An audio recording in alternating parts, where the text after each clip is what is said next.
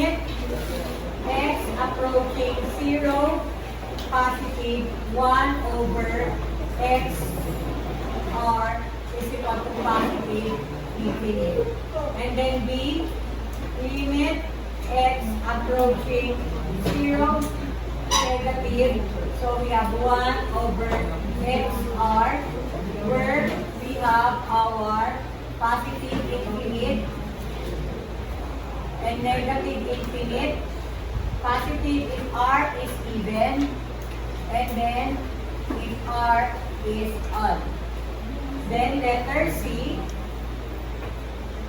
we have limit x approaching, okay, positive infinite. So we have here 1 over xn is equal to 0 if n is a positive integer.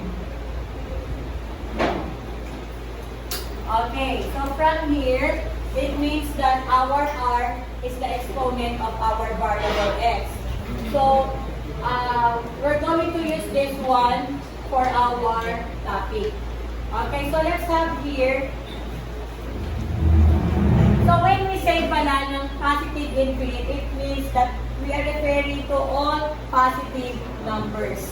Then pag sinabi naman natin negative infinite, we are referring for those negative numbers, excluded 0.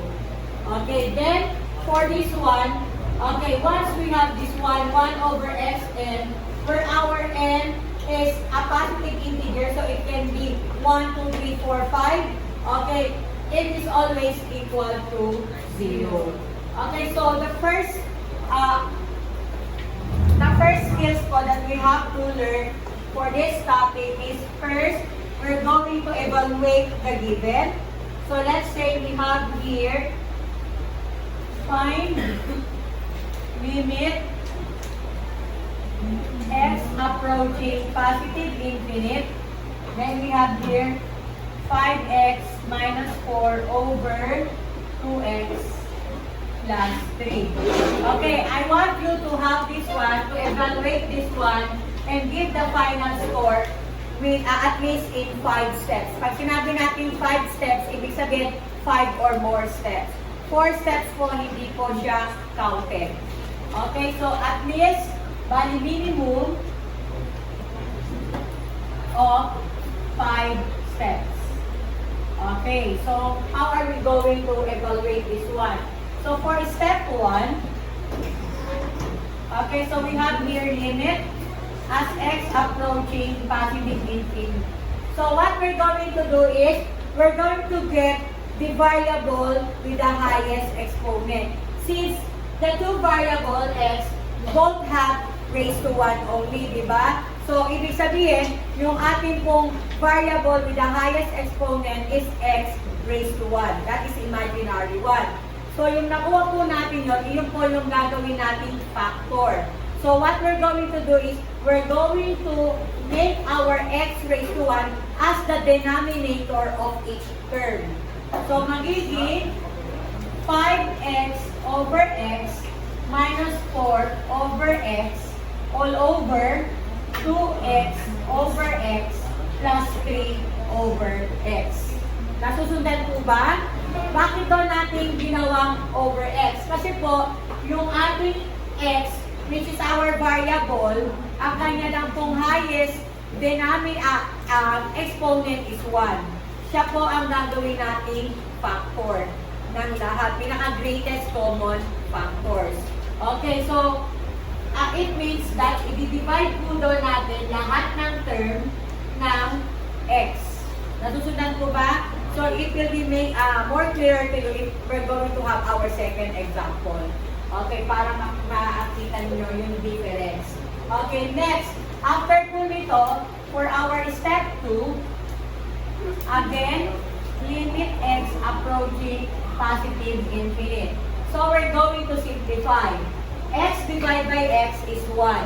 So, it means 5, cancel out lang natin to, minus 4 over x. All over 2. Then we have cancel natin to plus 3 over x. So that will be for our step 2. Nasusundan po ba? Okay, next. Okay, so for our step 3, okay, again, limit x approaching positive infinite. So this one, okay, pupulin natin yung factor niya. Di ba yung factor are the numbers that we multiply to come out with this product. So it means yung ating po daw na 4x, so we have here 4x, it means 4 times 1 over x. Am I correct? Di po ba? 4 times 1 is 4. This is imaginary 1, di ba? So 1 times x is x. So that makes 4x. So paghihiwalayin lang natin yan because of, okay, you will find out later. So, gagawin natin 5 minus 4 times 1 over x.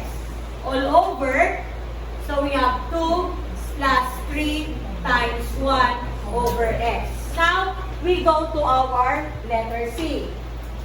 It stated that if our limit approaching positive infinite, okay, then we have this fraction which is 1 over x where our n is a positive integer. Okay, the result is 0. So, ibig sabihin, lahat po nito, it means it is equal to 0. Nasusundan po ba? Kaya kailangan natin kunin yung factor para makarating tayo dito para po ma-equal natin siya sa 0. Nasusundan po ba? So now we have here step 5, step 4. So we have limit x approaching positive infinite and close natin yan kasi ibig sabihin lahat sila ay okay, lahat po sila dapat under po sila ng limit x approaching positive infinite. Instead na gawin pa natin siya ng limit 5 x approaching positive infinity minus limit 4 x approaching times limit 1 x over. Huwag na natin isa-isahin para po mas-shorten yung ating time. Gagawin na lang natin na pag ganito. So we have here 5 minus 4 and that is 0. Okay, then we have over 2 plus 3 and that means 0. So we have here 5 minus 4 times 0 is 0 over 2 plus 3 times 0 is 0. Of course, we have to multiply first before we subtract or add. Diba? Yung sa order of operation. Okay, now we have here, okay, for our step 5, so we have limit as x approaching positive infinite. So we have here 5 minus 0 is 5 and 2 plus 0 is 2. So the answer is 5 halves. Nasusundan po ba? Nasusundan. Okay. So you can have this one. Next po. Anyway, may copy naman kayo dyan na sinend ko sa inyo. Okay, now, let's have another example. Okay, x minus 2 over x squared minus 3. Okay, so we have here our next example. So we have now x minus 2 all over x squared minus 3. Again, ang una nating hahanapin is the variable with the highest exponent. And that is x raised to 2. So, ibig sabihin, yung ating pong x raised to 2 will be the denominator of every term. So, yung bawat term daw niya ay magiging denominator niya. Yan, isa-isa. Nasusundan po ba? Okay. So, at least naging mas clear sa inyo, right? Okay, next po. We're going to simplify. So, di ba, x divided by x raised to 2 is 1 over x. Kasi it means po niyan ay x over x raised to 2, x and then dalawang x, right? Pag kinancel out natin to, pag walang natira sa numerator, numerator, it means imaginary 1. So that is 1 over x. Kaya po ito, pag sinimplify natin, is 1 over x. Minus 2 divide x squared, we cannot simplify. Yan na po yun. So just copy. 2 over x squared. All over x squared divide x squared. 1. Hindi po 0. 1. So 1 minus 3 over x squared. Okay. So that will be for our step 2. Step 3. Ano yung step 3? Kukunin natin yung factors nito. So for our step 3, we have here 1 over x minus 2 times 1 over x squared. All over 1 minus 3 times 1 over x squared. Okay, next po. Step 4. Okay, what is the equivalent of 1 over x? So these are zeros. Yan po. Kasi po, sila ay 1 over x with exponent of positive integer. Okay, so we have here 0 minus 2 times 0 over 1 minus 3 times 0. So that means 0 minus 0 over 1 minus 0. So it means we have here 0, 0 over 1. Tama po ba? So if that is 0 over 1, so it means what? 0 divided by 1 is what? 0. So the answer is 0. Tandaan, kapag po daw 0 over 1 means 0. Kapag po 1 over 0, it means what? 1. Is it 1? 0. Is it 0? Undefined. Duty na lang. Okay, how about 0 divided by 0? Is it 1? Is it undefined? 0. Is it 0? It is indeterminate. Ibig sabihin, wala pong ganon. Wala pong 0, i-divide pa sa 0. 0 na nga, i-divide pa sa 0, di ba? So wala pong ganon. Hindi po siya nag-LC. Kahit po sa calculator, hindi po siya syntax error, ha? Okay, ito po, syntax error. Okay, ito naman po ay 0. Tandaan po yan. Okay, next po. Nasusundan po ba yung ating example 2? Okay, next example. Okay, for our example 3, we have now 4x minus 3 over square root of 3x squared minus 2. Okay, listen. Quiet na po. Just listen. Okay. Okay. Listen. Kasi makakita lang ng root, makakita lang ng pinagsama-sama lang, ano na. Okay, so we have here for our third example. Makinig na po. So 4x minus 3 all over square root of 3x squared minus 2. So, what do you think will be our common denominators? X. Is it x squared? X. X. Is it x? Ano po? Okay, our common denominator is 4x over square root of x squared. Kasi po, yung ating x squared ay nasa loob ng square root. Magkakaibigan po ba? Then we have minus 3 over square root of x squared.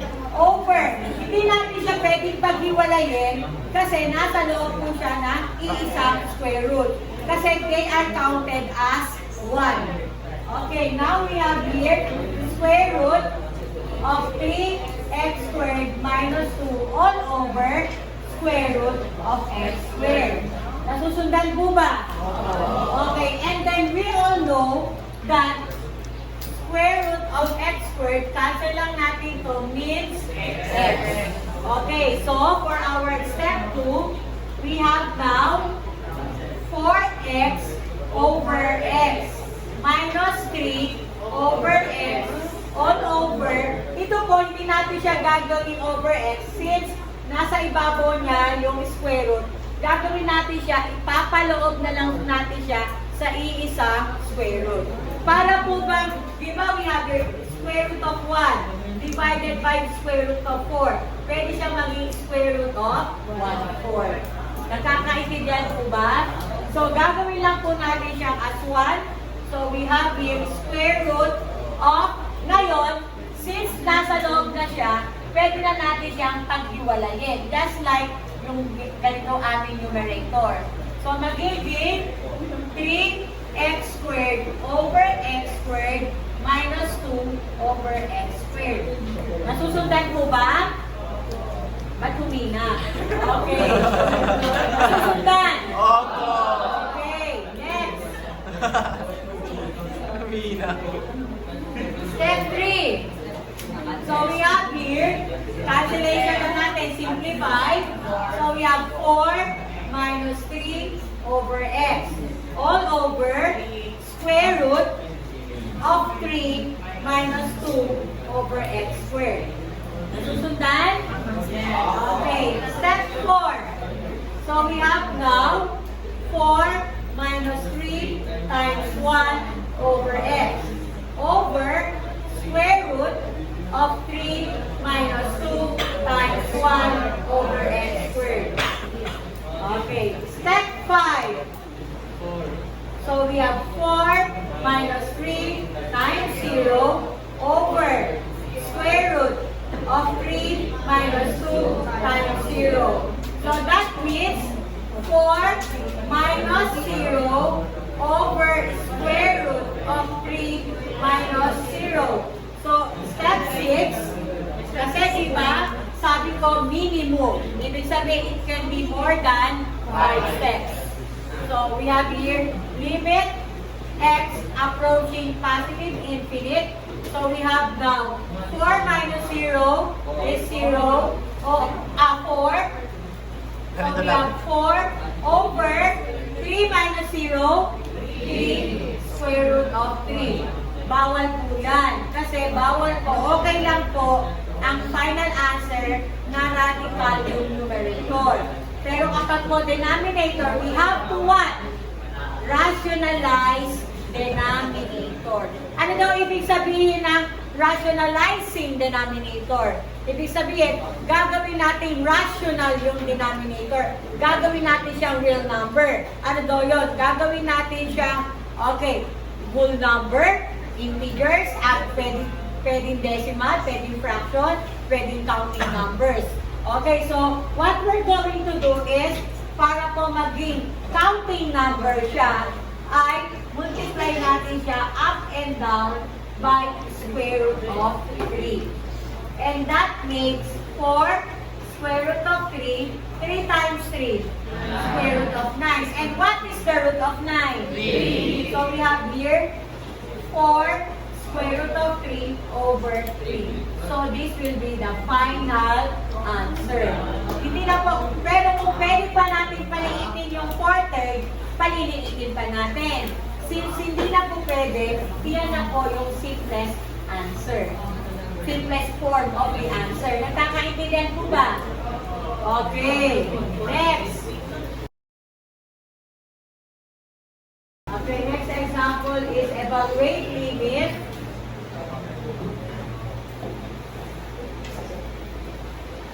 x approaching positive infinite. Again, you have here negative 6x 5 plus 3x squared minus 2. Okay. So this time, as you can see, our given example is a polynomial. Diba kanina, yung previous example natin ay rational form. Ibig sabihin ng rational, meron tayong numerator at meron tayong denominator. So this time, in polynomial form naman. Kapag in polynomial form, our step 1 is, okay, ipa-factor out natin yung variable na mayroong pinakamataas na exponent. And that is x raised to 5. At the same time, gagawin natin siyang denominator of each term. Okay, so paano po daw yun? So we have here limit x approaching positive infinite, so x raised to 5.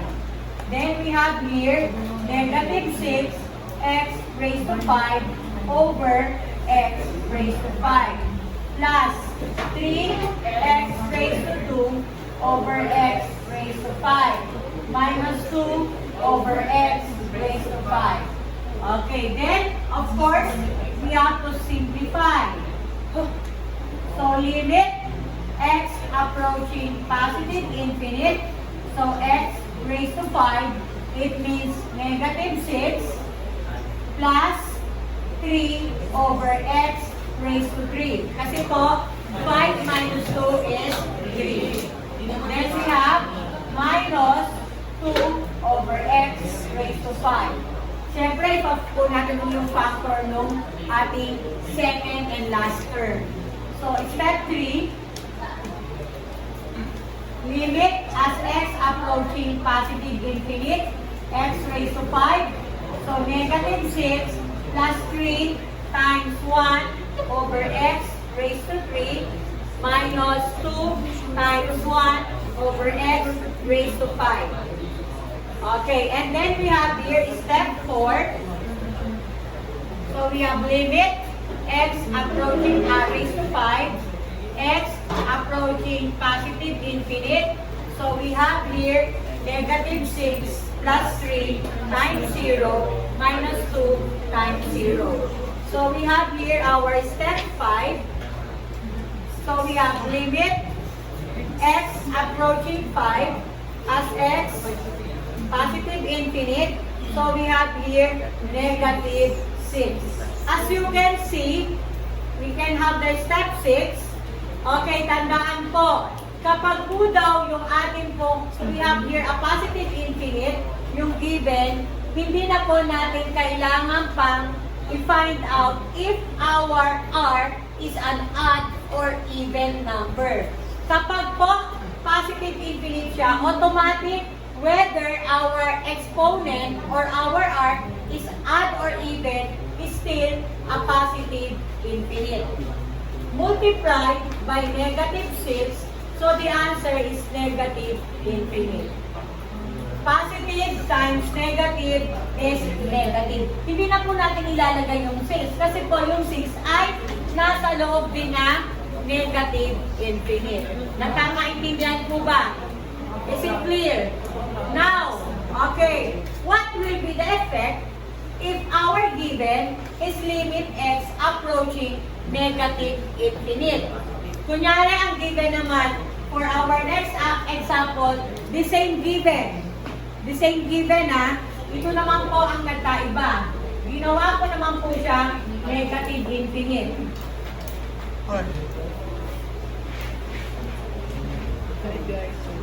Okay. This time, kapag naman po siya ay negative infinite, you have to, okay, observe the r. Kapag po daw yung r ay even number, magiging positive infinite. Kapag po daw yung r ay odd number, magiging negative infinite. So, since our r is an odd number, it will become negative infinite. So, negative times negative, positive infinite. Nasusundan po ba?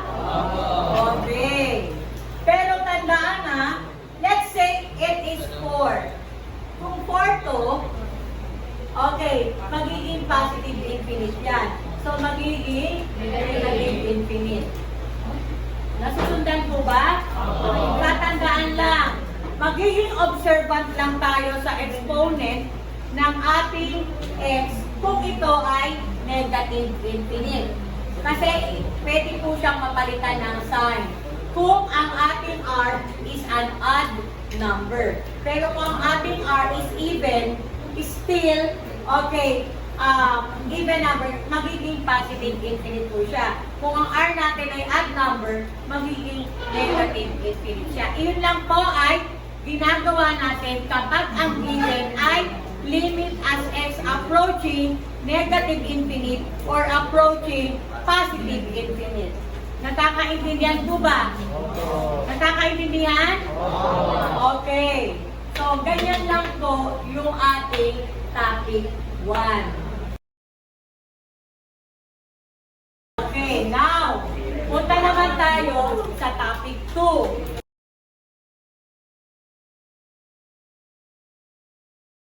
Bali ko trigonometric function.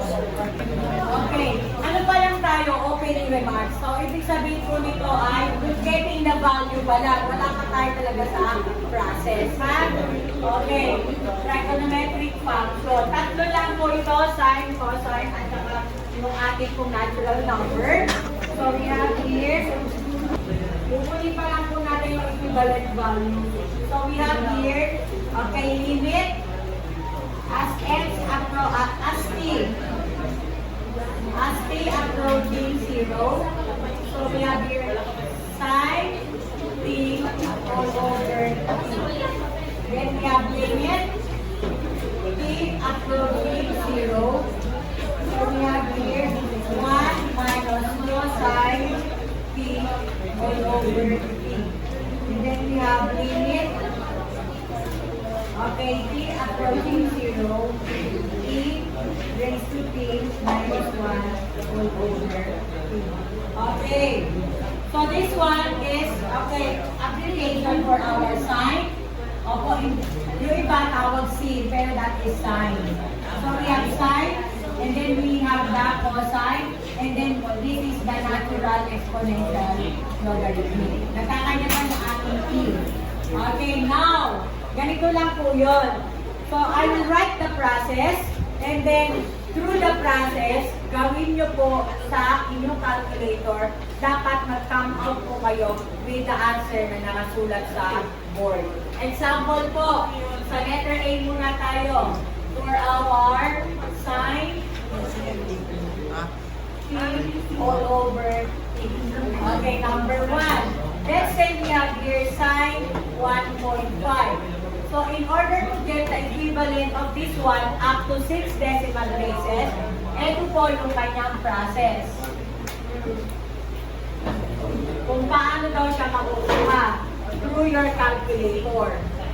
So, sine 1.5 times 180 degrees over rad divided by 1.5. Ang lalabas daw sa screen ninyo dapat ay 0.66. Pag nirounded po ito, 94997. Okay, try to, okay, process this one in your calculator. Kahit po wala ng decrease. This is not pi, this is rad. Okay, so hanapin niyo po yung symbol na gano'n. I think shift tapos EXP. Yung sa exponent po natin. Kailangan ito po ang lumabas ha. Ano po? Hanapin niyo yung symbol na gano'n. Shift tapos yung EXP yata yun.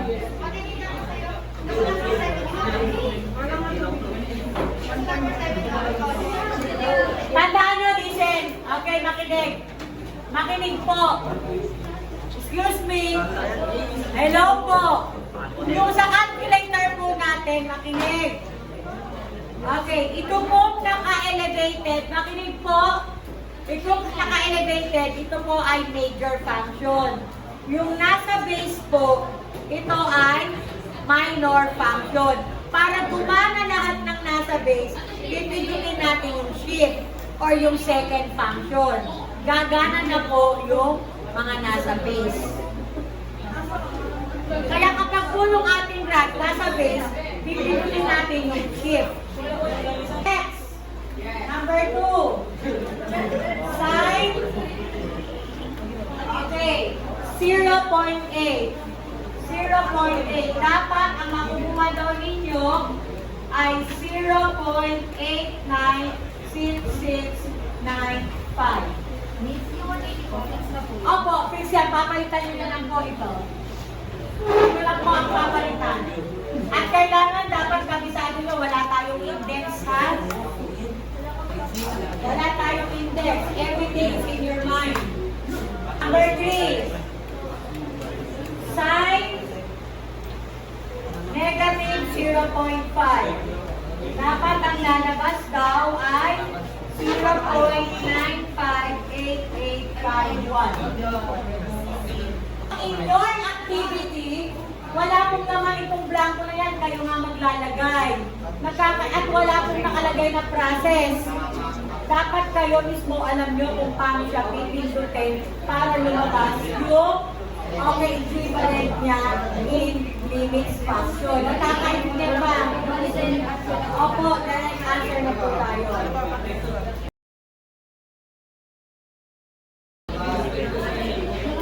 O sige, kayo sabihin nyo, what will be the result if we have sign 0.03? Sign 0.03. 850. Okay. 0.999850. Rounded to the nearest 6 decimal places. Okay, next. Punta na tayo sa letter B. Ganyan lang po. Kumbaga, finding the equivalent, ano muna tayo, function of our trigo, ha? Okay, next. Punta na tayo sa letter B. Okay, letter B. 1 minus cosine t over t. Number 1. Okay, so we have here this side. Okay, cosine 1.5. Ang kanyang process, ang process niya is 1 minus cosine. Then we have 1.5 times 180 over rad. Then we have here close divide 1.5. Ang lalabas daw dapat ay 0.619508. Okay. Kailangan iyan daw ang lumabas. Follow the process. Cosine 0.5. The answer is 0.244835. Number 3. Kanya-kanya nga na. Cosine negative 0.2. The answer is 0.099667. Okay, tingnan nyo. Kailangan makuha nyo yan. And then, ano daw kapag number 4, kayo lang kuha. So, cosine 0.08. Ano naman daw yan? Sige, practicein nyo muna itong tatlo. Kailangan lumabas yung tatlo yan. Number 4 is 0.039979. Okay, punta na tayo sa letter C. Okay, ang process natin ay E raised to B minus 1. Okay, and then we have here divide by E.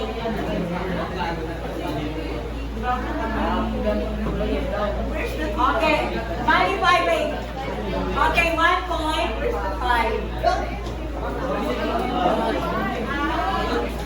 Yung equivalent yun po yung T, ha? Instead of X. Ano yun, ma'am? Parang radian yun.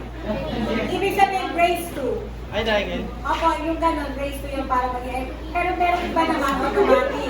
Depende yan sa system ng inyong pong calculator. Pero naman sa calculator, may ganun na. Yun na lang ang i-press. Bakit ganda ko yung raise to 1.5? Yung kung sa may shift, or alpha, IN, yes.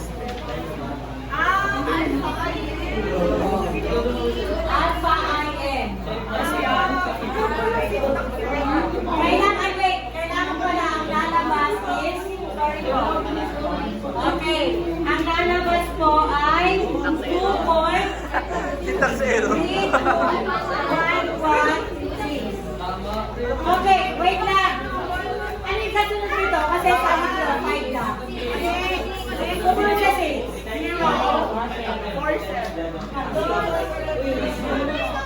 Okay, number 2. Negative 145. Ang lalabas ay 0.517913. Check mo. Ha? Teka lang. Number 2321126. Ano? Saan? No. 2.32113. 6. Sino nakakuha nito? Ano? 2.32? Oh. 2.32113.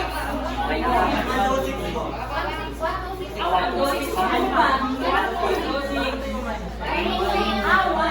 Kasi pala sa libro ay rounded to the nearest 5 decimal. Sorry po. Tayo 6 decimal ha. Sa libro kasi ay 1-3 kasi rounded. Kaya akala ko ano yung kasunod ng 3. O dito, 1, 2, 3, 4, 5. Tama ba? Ano yung kasunod ng 3? 2. Bali 3, 2. Okay. Negative 1.5. Anong sagot mo? Positive ba rin po? Walang sagot na negative. Negative po ito? 0.2.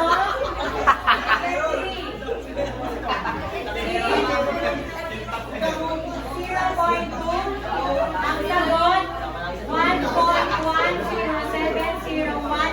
Ano yung kasunod? Pakicheck nyo nga kasi 5 decimal lang dito sa ano. Ano dapat? 1-3. Opo, 1-3. Okay. Okay na lang po tayo sa ating ay 4 to. 4 kasi ang katabi ng 3 ay 7. Tandaan na. Opo. Hoy! Makinig po! Listen! Yung iba po nagkakaroon ng problem sa pag-rounded off. Halimbawa, example po, ay 0.0149999.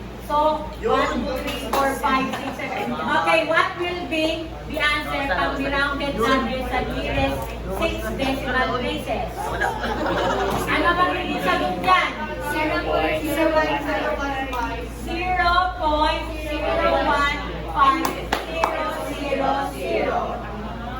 Nakakaintindihan ko ba? Okay. So, piniclear ko lang kasi baka sayang yung sagot, mamamali pa. Okay? Next.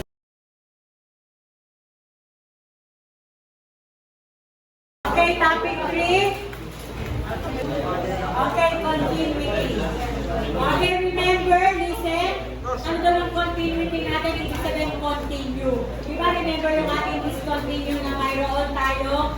Ano daw yun? Yung pong, yung circle lang po, diba, open circle, na nag-ibig sabihin, nag-break po yung ating line. Discontinue po yun, diba, yung ating pong restricted value. Okay, this time, keep in mind po ulit. Sabi dito sa kukote ninyo. Okay, listen. Okay, so this time, makinig po. Okay, in order to conclude if the given function is continue or discontinue. Okay, if this one, okay, the following po ay satisfied. Okay, so, ulitin ko po kailangan po itong tatlong ito ay masatisfy para po masabi natin that the function is continue or discontinue to the given value of our x. Okay, kailangan ang pinaka-importante yung ating a. So, ibig sabihin, if our a exists, pwede po tayong pumunta sa b and c. Kapag yung a po natin does not exist, there's no need for us to go to b and c. Kasi nga po yung a ay hindi naman nag-exist. Paano natin masasabi na nag-exist yung ating a? Kapag 2 daw, yung value daw ng ating, ay magiging value daw natin ay, okay, counting numbers, integers, or even decimals. Ibig sabihin, pag po ang resulta ay undefined or indeterminate, ibig sabihin nun, hindi siya nag-exist. So, there's no need for us to find out kung ito ay continue pa or discontinue. Automatic, discontinue siya dahil hindi nga nag-exist. Okay, example po. Okay, determine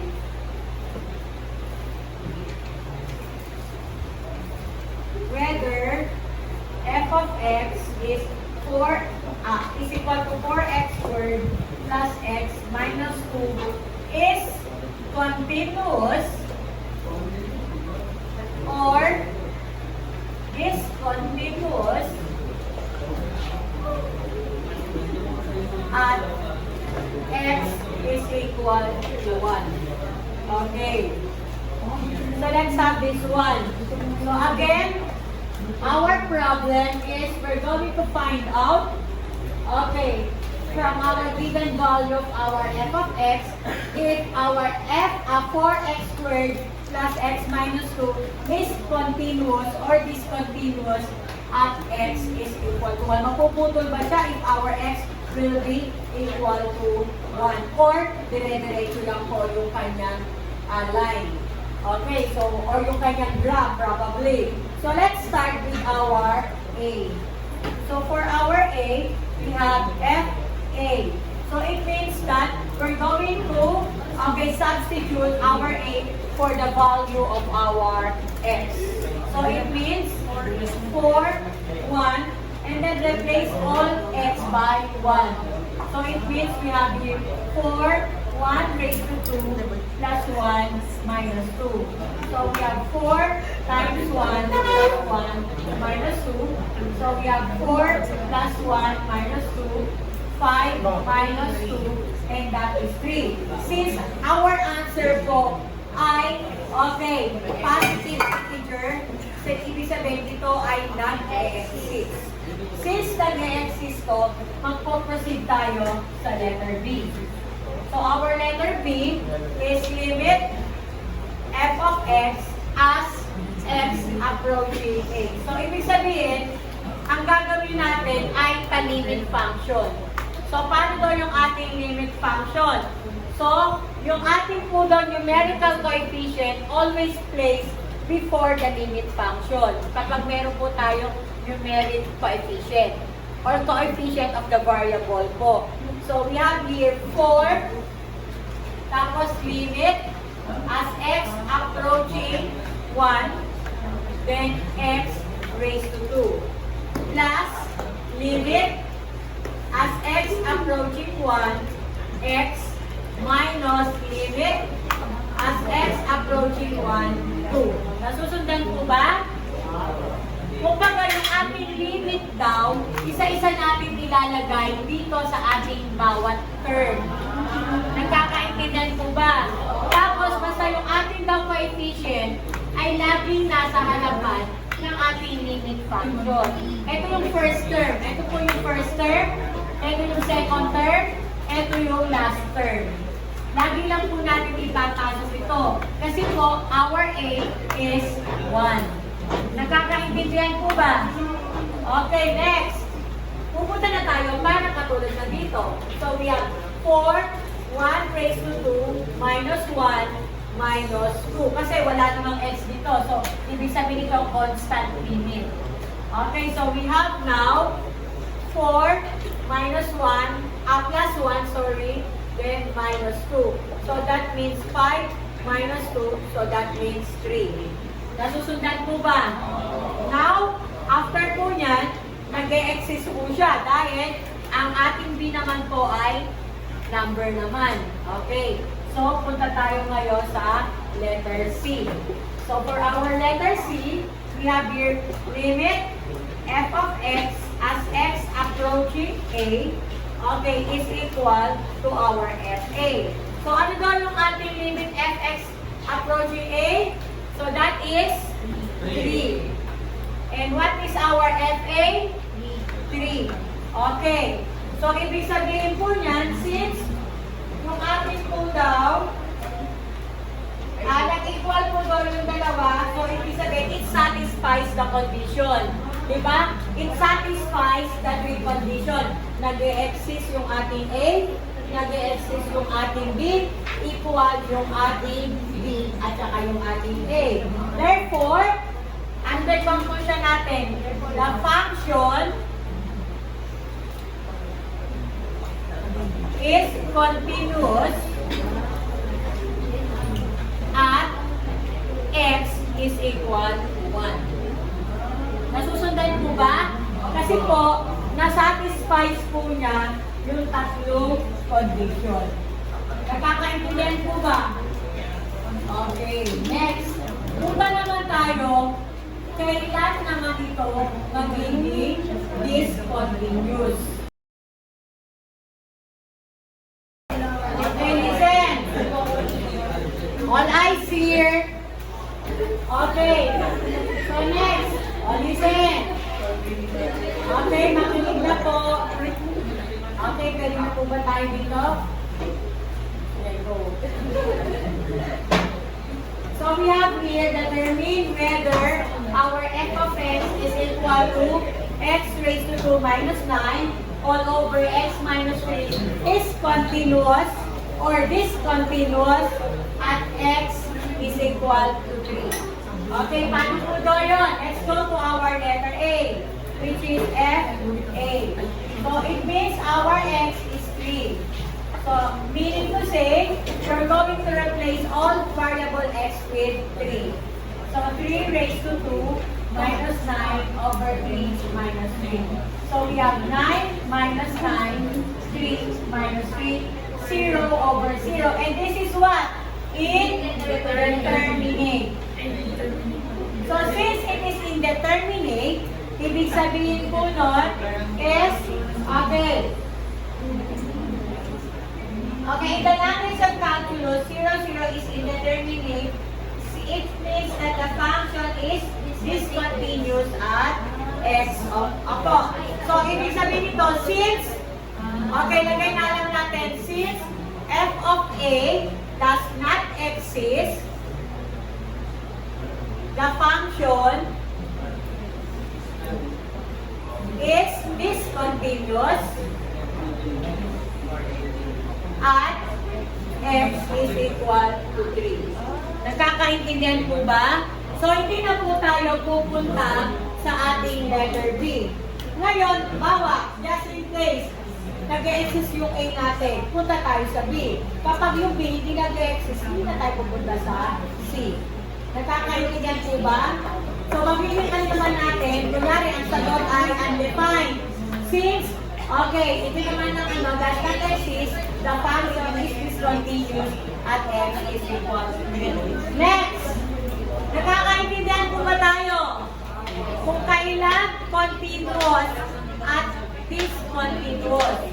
Next, what if dalawa yung given statement? Remember yung less than and equal to or greater than. Okay.